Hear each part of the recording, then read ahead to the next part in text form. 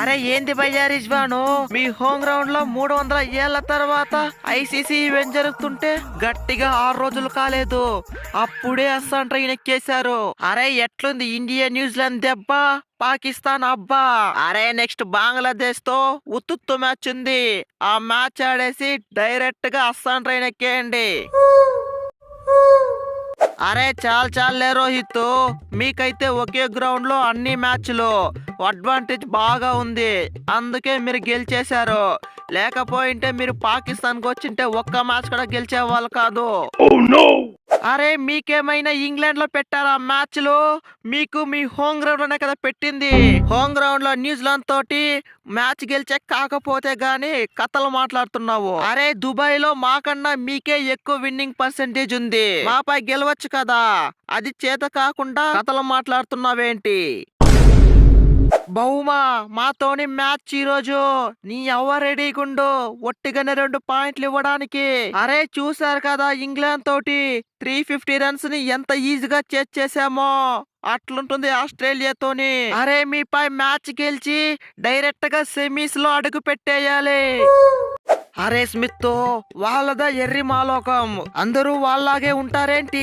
ఈ బహుమతో మ్యాచ్ అంటే కథ మొత్తం వేరే ఉంటది. నీ అవ్వ అది ఇంగ్లాండ్ అయినా సరే, ఆస్ట్రేలియా అయినా సరే, న్యూజిలాండ్ అయినా సరే. అరే ఫస్ట్ మ్యాచ్ ఆఫ్ఘనిస్తాన్ కి చుక్కలు చూపించాం, ఇక మీకైతే దబిడి దిబిడే. బహుమా అంటారా బాబు, బత్తాయి జ్యూస్ పిసికినట్టు పిసికి పడేస్తాం. అరే బౌమా, ఫస్ట్ మ్యాచ్ అయితే దేవునికి ఇచ్చేసాం, నెక్స్ట్ మీతో మ్యాచ్ ఉంటుంది. నీ అవ్వ మిమ్మల్ని ఒట్టిగానే పిసుకుతాం, ఆ తర్వాత ఆఫ్ఘనిస్తాన్ ని ఒట్టిగానే పిసుకుతాం, డైరెక్ట్ గా సెమీస్ పోతాం. ఇంగ్లాండ్ అంటారా బాబు, కథ మొత్తం వేరే ఉంటది.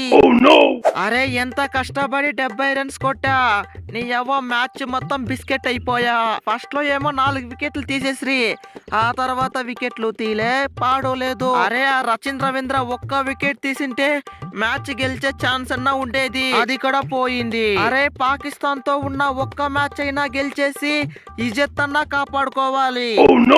అరే ఏంది భయ్యా షాంటూ, లాస్ట్ కి మీరు కూడా మమ్మల్ని ఎగతాళి చేస్తున్నారా? నీ అవ్వ మా హోమ్ గ్రౌండ్ లో జరిగే లాస్ట్ మ్యాచ్, ఆ మ్యాచ్ అయినా సరే గెలిచేసి కొంచెమైనా ఇజ్జత్ అన్నా కాపాడుకుంటాం.